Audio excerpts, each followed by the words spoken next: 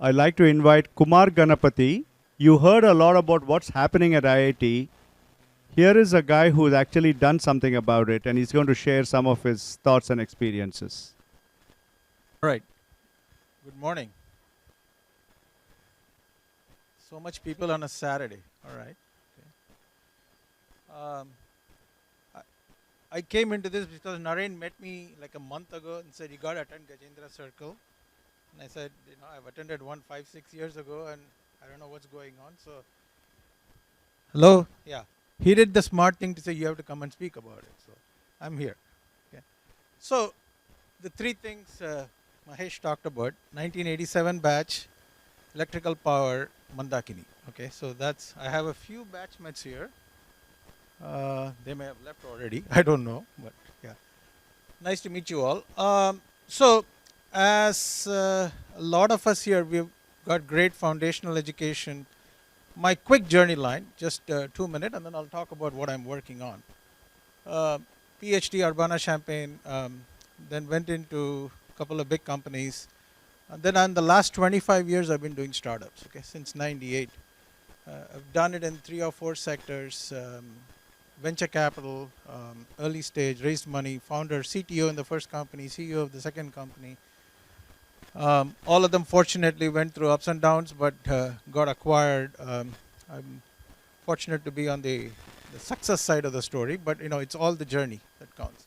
Then off late, since 2016, I did a small incubator called Enterprise Labs, working on specific studio models to help companies. But all in all, decided that's not going to scale. And in the last 3 years, I've been doing this project called 3A Partners. So to put it in short, I'm a long on India, specifically the talent in India. Given we all, I used to say this, the Indian genes are best expressed in Silicon Valley. So now I think there is an opportunity to express them in India. Okay. So what I'm working on is to create and nurture and support and fund deep tech startups coming out of India. And as you guys have heard, IIT Madras is in the front of that ecosystem. Truly, in the last 10 years, it's changed my eyes and ears. I used to interact with Bhaskar a lot. I am part of the initial gang of the IIT Madras Foundation donors in 2015-ish time frame. And then I've kept track of how the foundation is doing, lots of success in fundraising. But specifically, I'm engaged with the entrepreneurial ecosystem. Okay. I don't remember all the stats that Ashwin put up, but there's at least a few thousand startups is what I feel. I visit India every 3 months, 4 months. Spend a couple of days in IIT. I go to the IIT Research Park. I go into the incubation cell. Meet between 50 to 100 companies out of IIT Madras every year. We fund 2 to 3 out of them. Okay.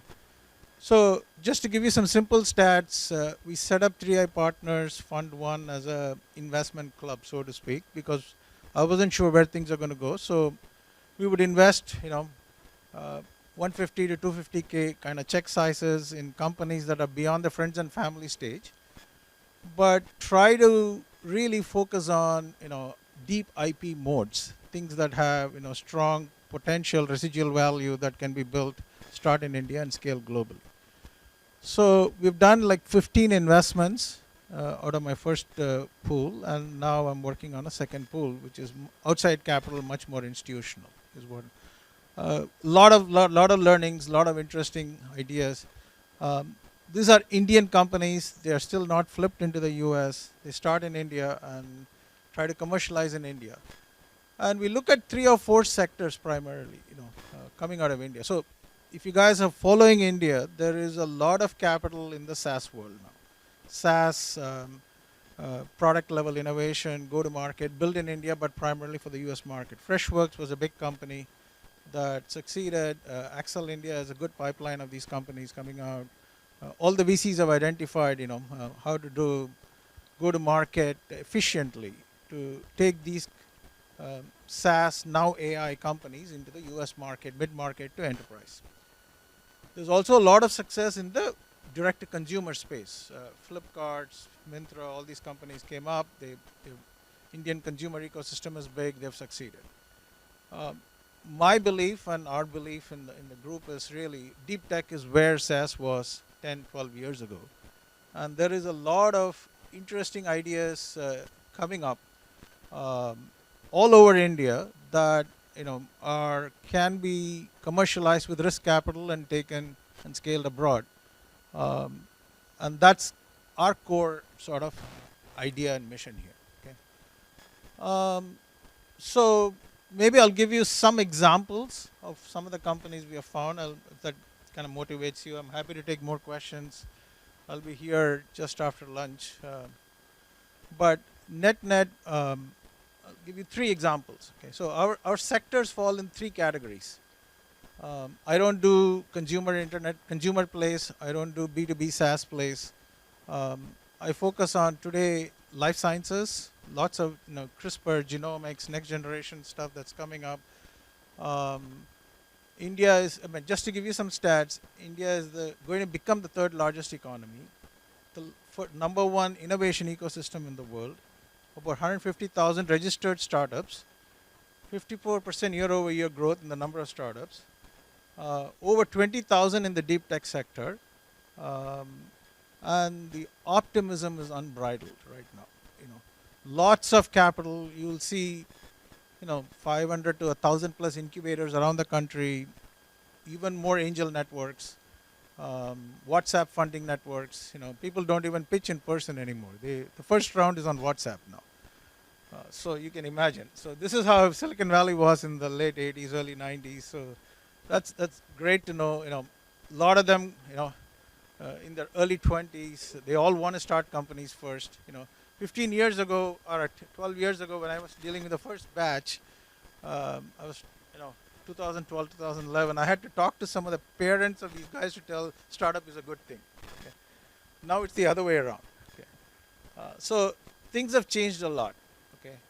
So I'll give you three examples. So in the healthcare life sciences sector, these are not IITM startups, but there's a couple of good companies coming out.